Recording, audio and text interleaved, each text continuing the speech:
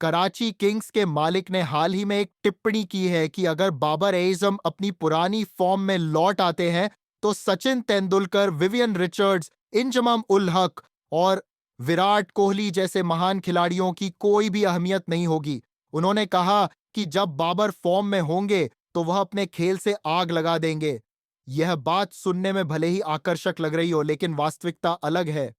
जिस बाबर आजम की तुलना इन दिग्गजों से की जा रही है, वह पाकिस्तान की घरेलू पिचों पर भी रन बनाने के लिए संघर्ष कर रहे हैं। बाबर का हालिया प्रदर्शन निराशाजनक रहा है और उनके फैंस इस सच्चाई को स्वीकारने को तैयार नहीं है। वे यह तर्क करते हैं कि बाबर ने पहले मैच में 0 रन बनाया था, दूसरे में केवल 1 रन और तीसरे मैच में 2 रन बनाए। यह सब देखकर वे यह दावा कर रहे हैं कि यह एक वास्तविक प्रगति है। हाल ही में हम कश्मीर में थे, जहां कई लोगों ने बाबर आजम के बारे में बात की और उनकी आलोचना को लेकर सवाल उठाए।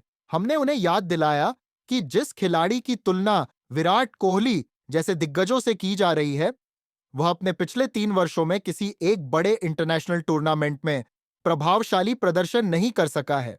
हाल ही में एक पीएसएल मैच में पेशावर जालमी और मुल्तान सुल्तान के बीच हुई प्रतियोगिता में बाबर की टीम ने जीत हासिल की, लेकिन इस जीत के बावजूद बाबर का व्यक्तिगत प्रदर्शन निराशाजनक ही रहा।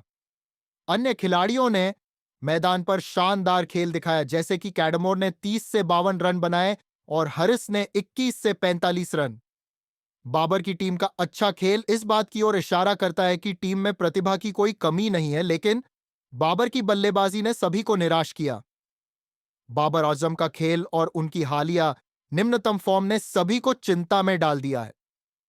पाकिस्तान में दर्शकों की संख्या में कमी आ रही है, जो इस बात को दर्शाता है कि जब बड़े खिलाड़ी अच्छे प्रदर्शन नहीं कर पाते तो उसका असर पूरे टूर्नामेंट पर पड़ता है।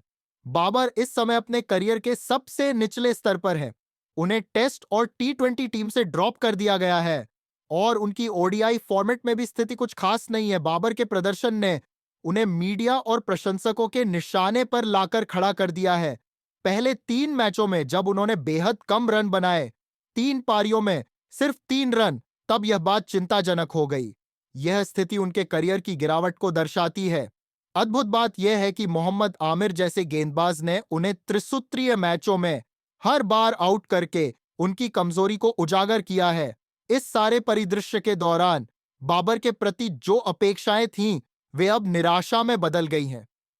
उच्च स्तर के खिलाड़ियों का ऐसे निराशाजनक प्रदर्शन करना न सिर्फ उनकी छवि को प्रभावित करता है, बल्कि पूरे टूर्नामेंट की मार्केटिंग को भी कमजोर करता है। बाबर की कठोर वास्तविकता यह है कि उन्हें न तो बल्लेबाजी में सफलता मिल रही है, न ही गेंदबाजी और न ही फील्डिंग में। उनके द्वारा निभाई गई कप्तानी की जिम्मेदारियों में भी कमी आई है। इस सब का परिणाम है कि आलोचना और नकारात्मक टिप्पणियों की बाढ़ उनके खिलाफ बढ़ रही है।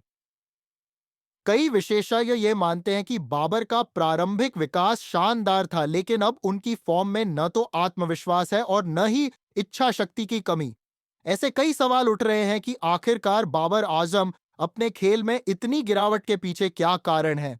एक समय पर वह बल्लेबाजी की दुनिया में उभरते सितारे के रूप में देखे जाते थे, आज वह एक असफल खिलाड़ी बनकर रह गए हैं। इस स्थिति ने उनके प्रशंसकों और आलोचकों दोनों को चिंतित कर दिया है कि बाबर आजम आखिरकार कहां खो गए हैं।